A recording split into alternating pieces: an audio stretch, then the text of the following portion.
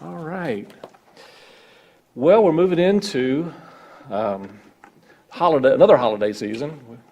You know, and one of the things I always feel like they finally get right, it bothers me when I go out to the stores and they've got Christmas stuff up before Thanksgiving. I'll be honest with you.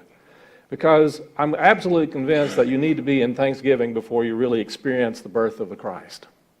It's one of those energies that really does bring about a greater awareness of our unique divine nature. And so I'm grateful that we've had the opportunity to really put some energy into gratitude, because gratitude is a powerful energy in and of itself.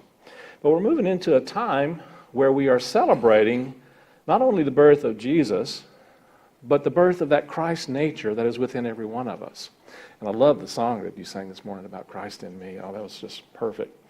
But I wanted to talk a little bit about what that really reflects in us in many ways.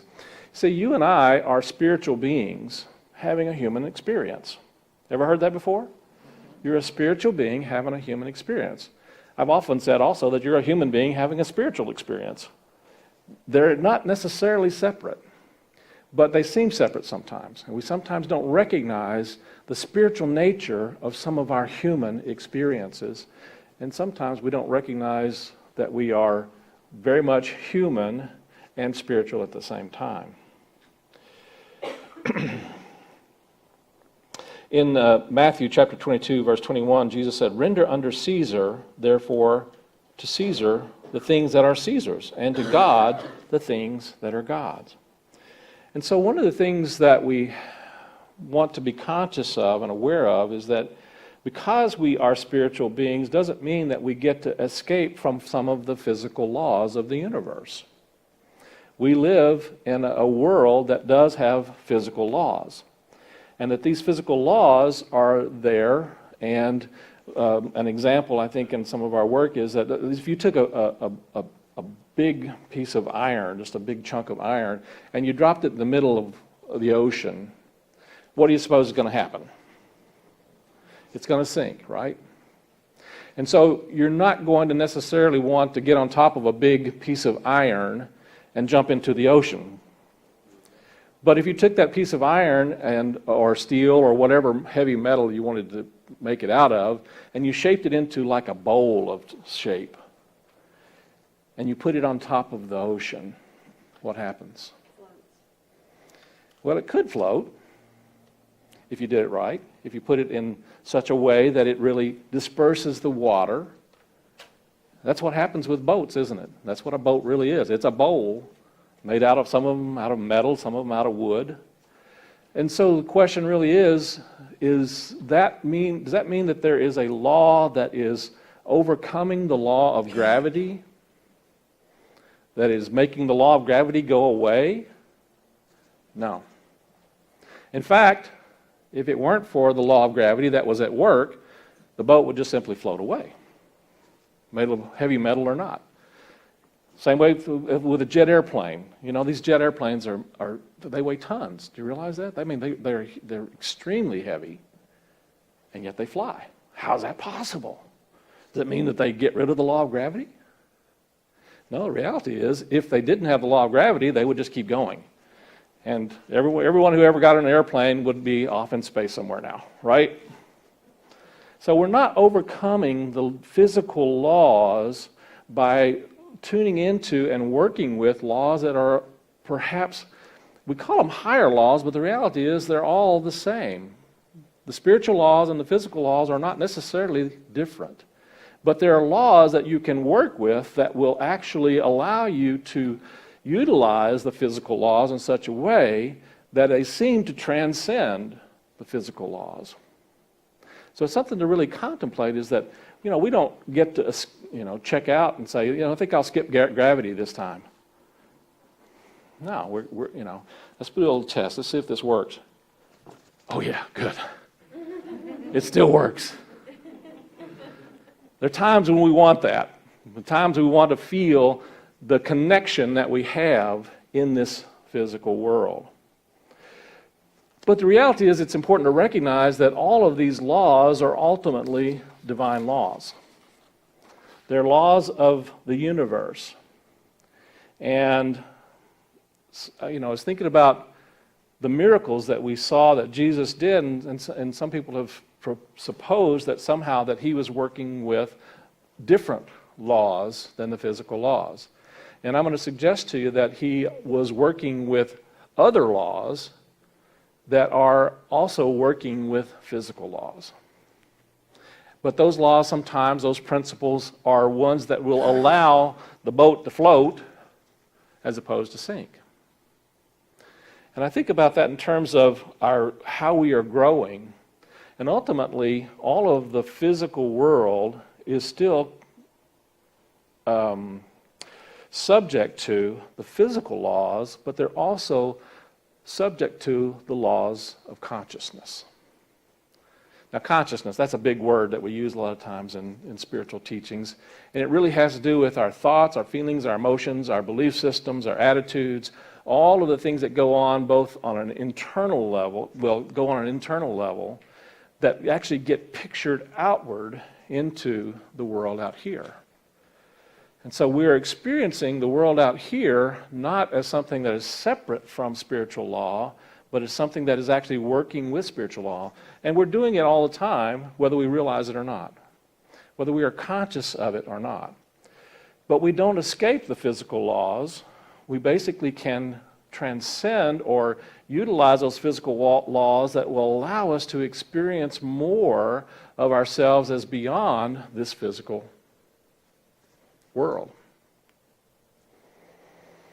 Jesus said, "They are not of this world, just as I am not of this world." You're not of this world. The world is of you.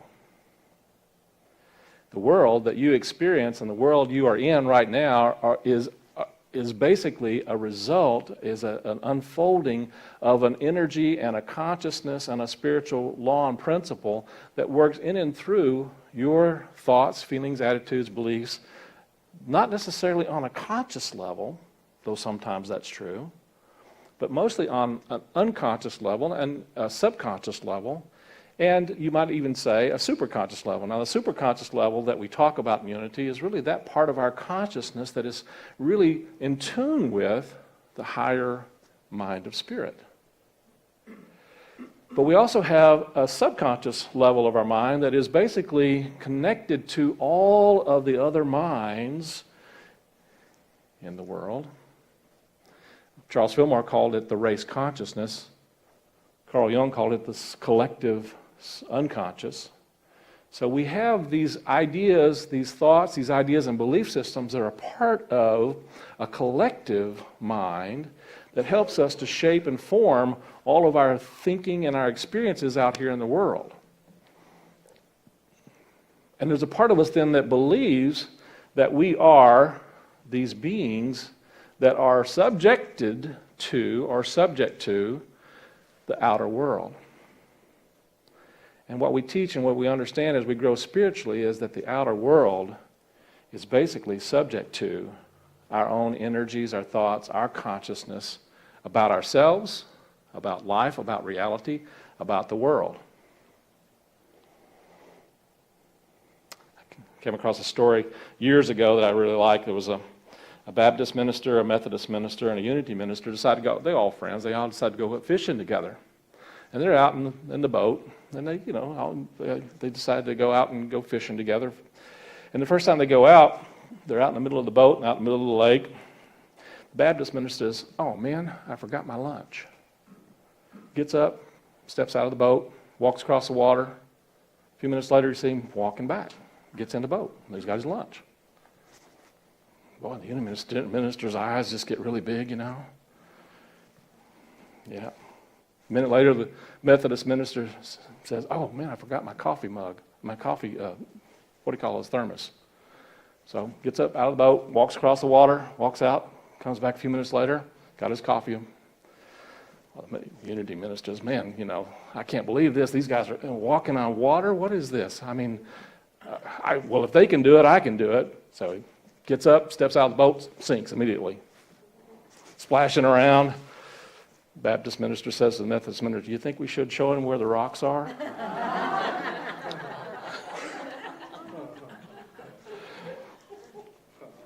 You know, there are laws and principles at work that we teach in Unity that are beyond our physical understanding, and beyond the physical laws, but they don't override them necessarily. They basically allow us to have a consciousness that recognizes that there's something at work that is higher than even the physical laws. And think about that in terms of our physical bodies. Our physical bodies, we are spiritual beings living in these physical forms. And one of the things that tends to happen sometimes when we begin to grow spiritually is we do begin to connect even more with the spiritual part of our nature, but in so doing, sometimes we have a tendency to begin to ignore or not paying attention to or not really honoring this physical part of our nature. Anybody know what we're talking about? I certainly have. I certainly do. There are times that I think I'm supposed to be this physical being out here, and I'm doing all these wonderful spiritual things. I'm meditating, but I'm not necessarily paying attention to and noticing that there are things in the physical that I need to pay attention to. And so, you know, one of the things that I see people do, and I've done, is that we pay a lot of attention to our spiritual nature, but in the very act of doing so, sometimes we ignore our physical nature. And it doesn't really work for us to pray for health and for healing and for wholeness and then go out and wreck our physical bodies doing things that don't really serve on a physical nature. You know? There are physical laws that these bodies need certain physical things. They need certain movement. They need gravity. They need to push against gravity. They need to act in such a way that it actually does build up the energy and the life within them. And so ignoring that is not going to make us more spiritual, is it? And so part of our work is to not only recognize our divine spiritual nature, but to recognize that we also have this physical nature and to help our physical nature to begin to reflect more of that spiritual nature. You see, we are created in the image and after the likeness of the divine, and there is a blueprint, you might say, for our well-being. There's a blueprint for our wholeness. In Unity, we call it the Christ.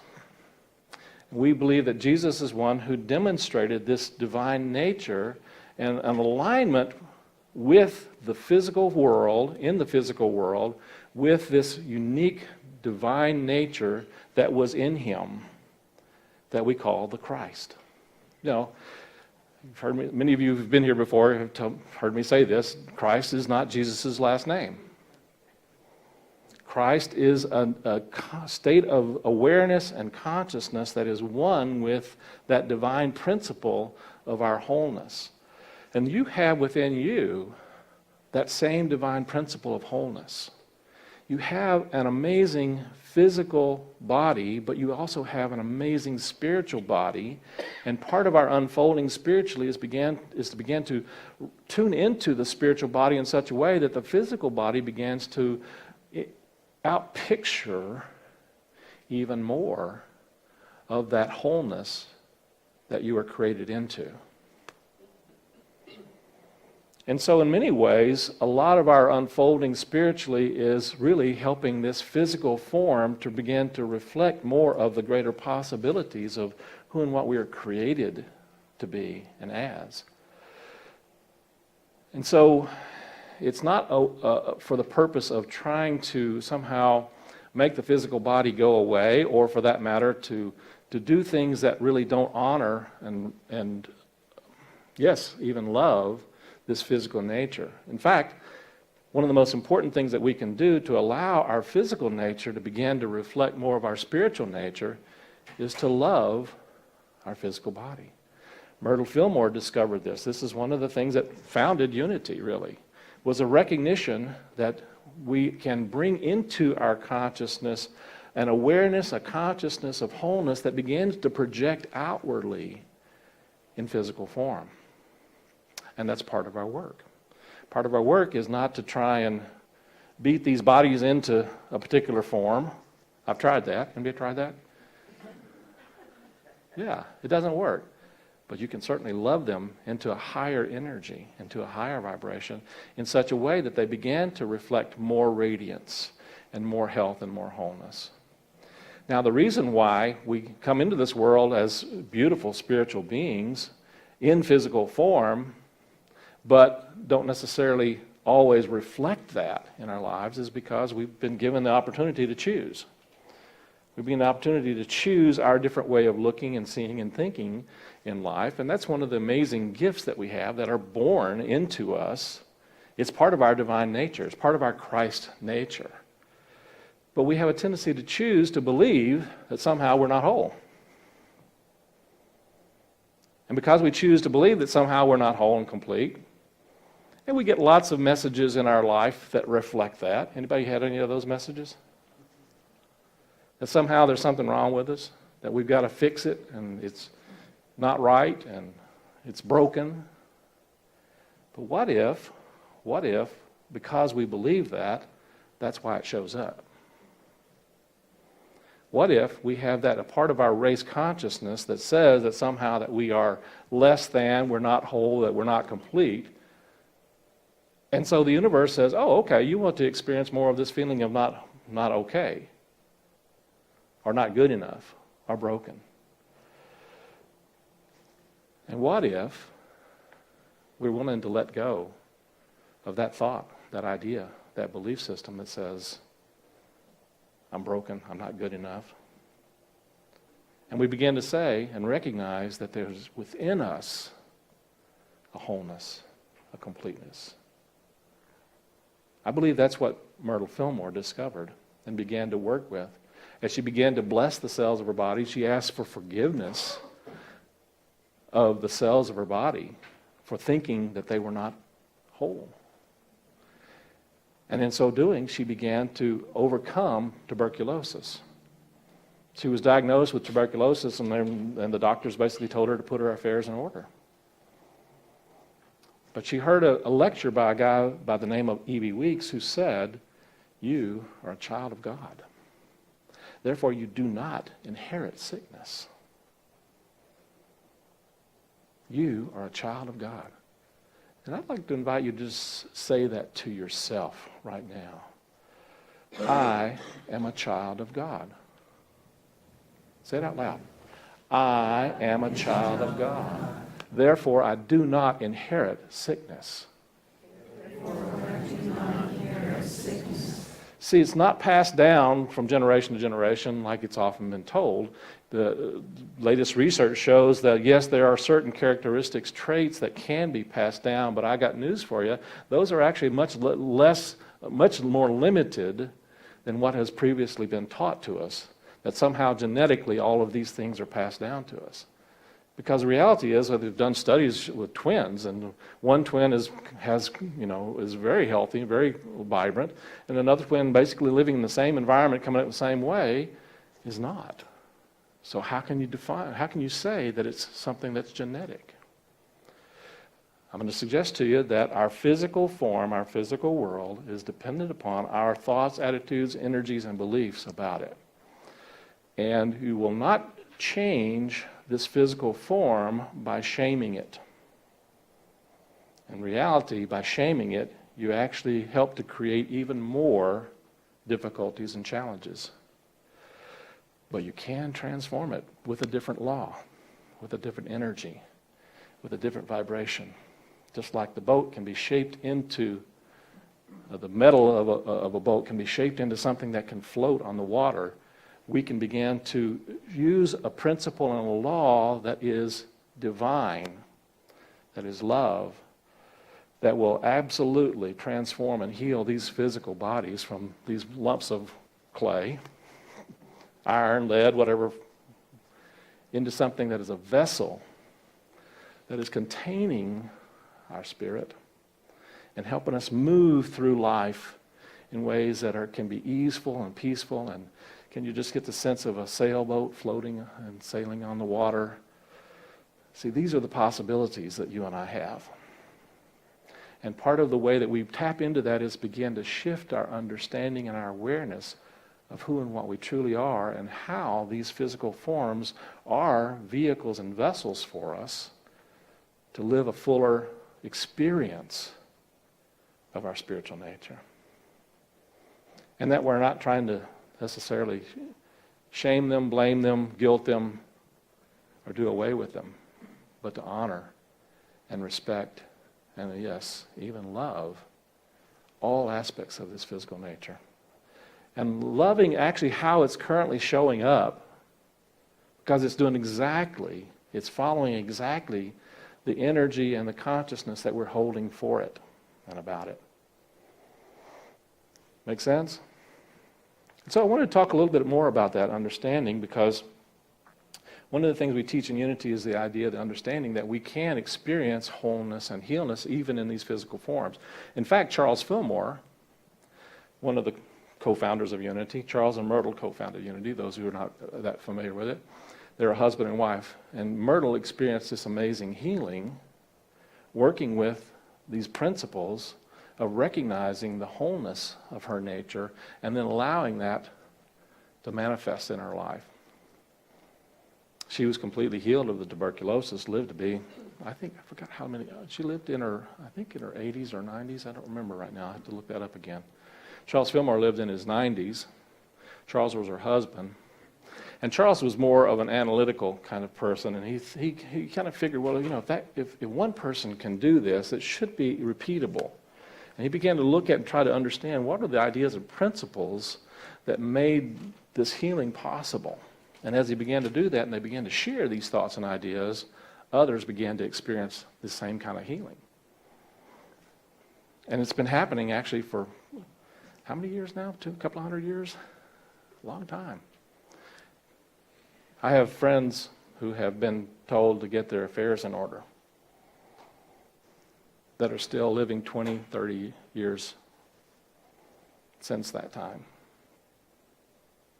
Not because they ignored the physical laws or because they chose not to do things to take care of their physical body, but because they knew that there was something higher at work, and that the first thing to do was to begin to recognize and acknowledge that there is a wholeness even in an illness.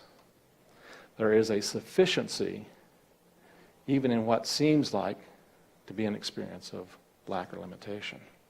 And began to use the principles that Jesus taught to look beyond the physical world and recognize that there's something more at work, not outside of the physical world, but works through the physical world to bring about even more of a spiritual whole nature.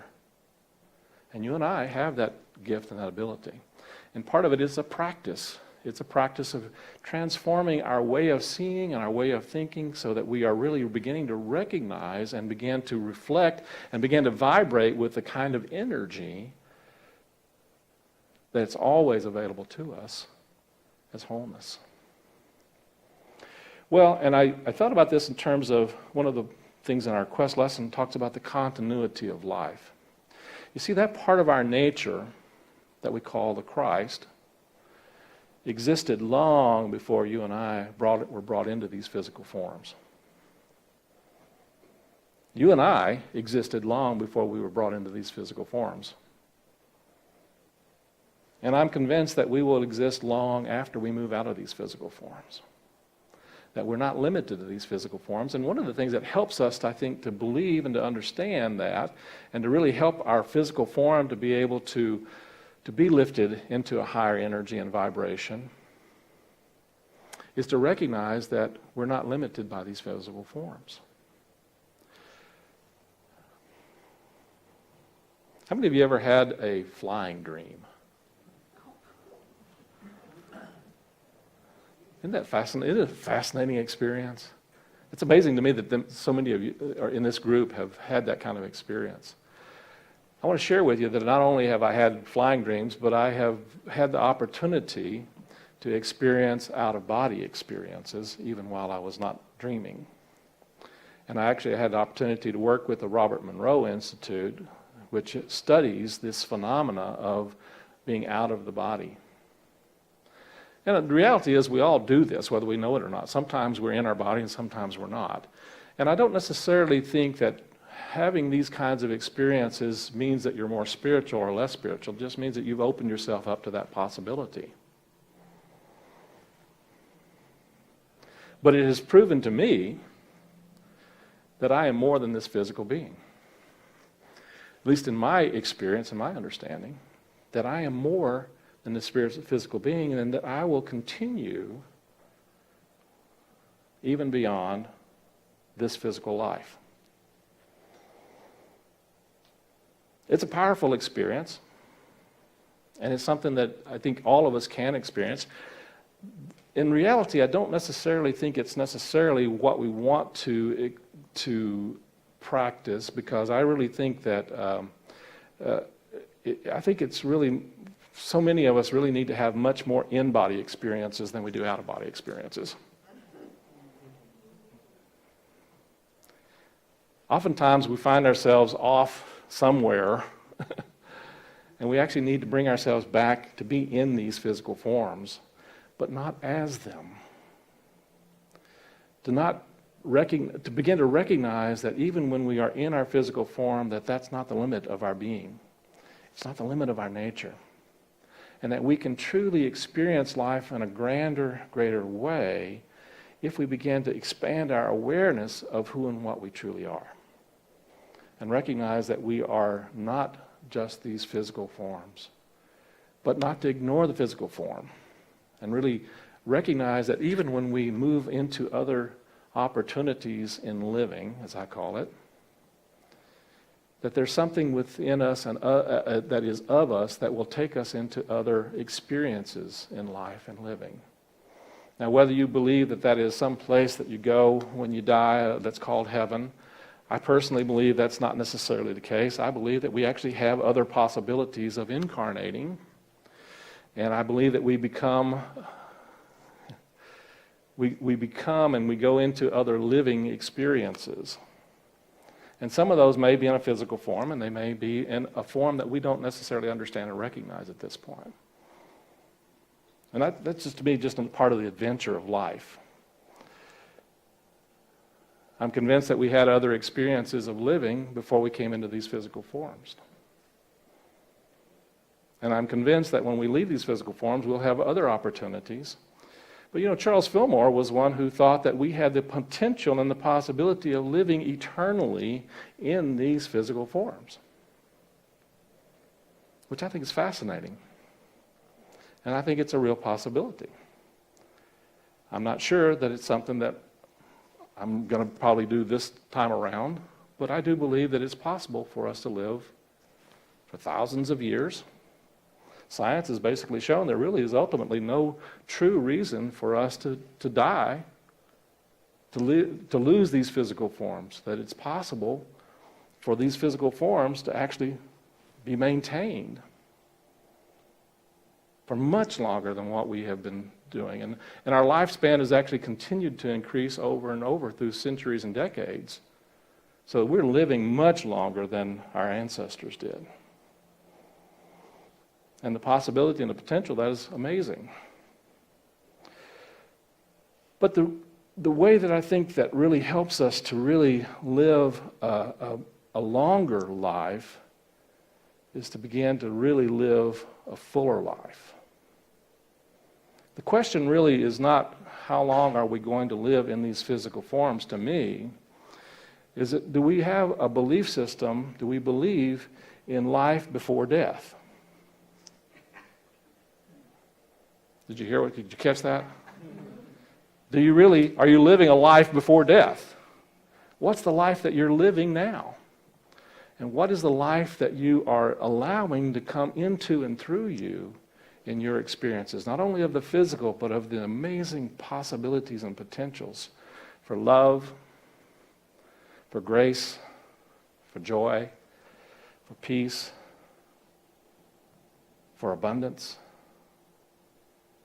These lives are amazing gifts to us. And we will experience, I'm convinced, even more of these gifts as we begin to recognize that we're not limited. Not only by our physical form, but we're not limited by many of the thoughts and ideas and beliefs that have held us back. We're not limited by the fears of either doing or not doing.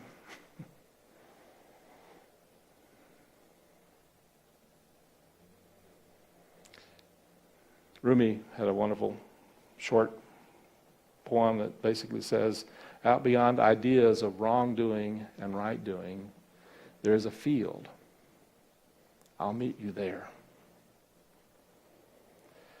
As you think about your life and what's going on in your life, as you think about this physical world and what's going on in the physical world, when you think about what's going on in you, in your physical being, and when you think about who and what you are as a being, begin to recognize and see yourself more as that unique divine nature that was born into our world, that we celebrate at the Christmas time, which is the nature of the Christ. The wholeness, the beauty, the grace, the peace, the amazing possibility, not just of humankind, but of you specifically. To me, that's the greatest gift of Christmas that any of us can take and accept and unwrap and celebrate with. Take it out and play with it like a toy train, you know? Have fun with it. That's our lesson for the week and for the season. Blessings to you. Let's move into our meditation time.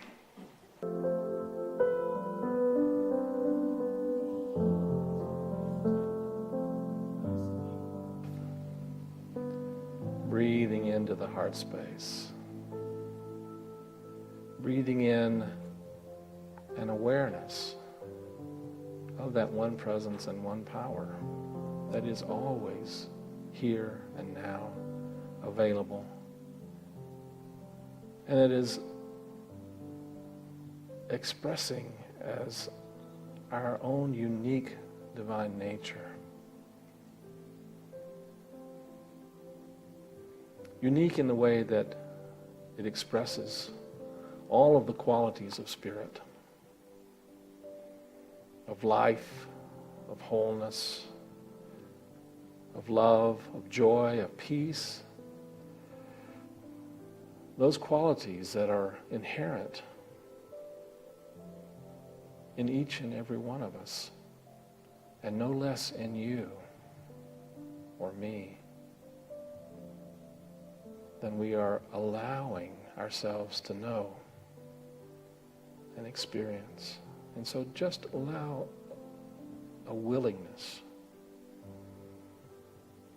to see yourself as this amazing spiritual being that you are.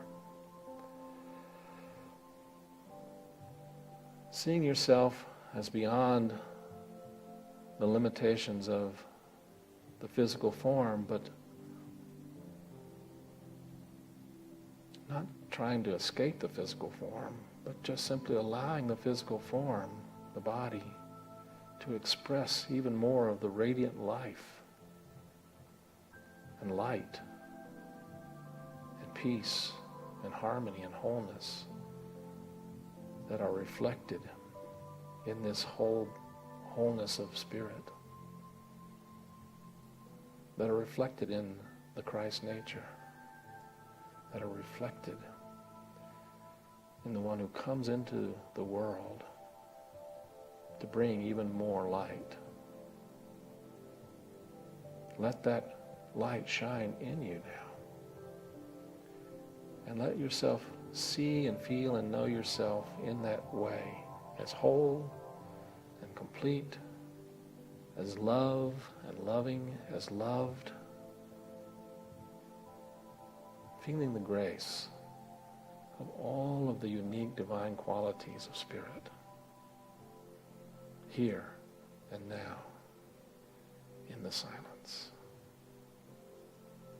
In the silence.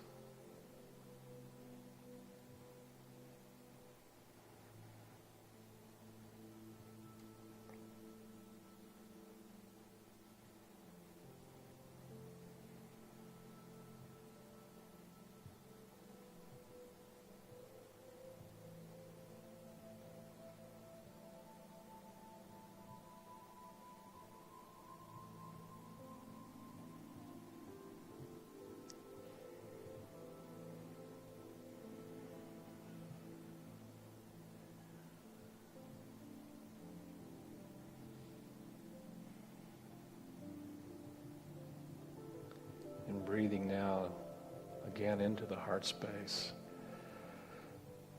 Just let your heart energy expand and grow. Feel the willingness to allow the beauty of that Christ Spirit that is expressing in and through you to transform the physical into an even greater radiant light, transform our hearts and minds into reflecting even more the energies of Spirit, of light and love and peace and joy, to be like that radiant star that leads us even more into our Christ nature, being born each day, each moment. Take a nice deep breath now. When you're ready, gently open your eyes and give thanks that you are the light of the world. Take another nice deep breath, and when you're ready, be present here and now. And so it is.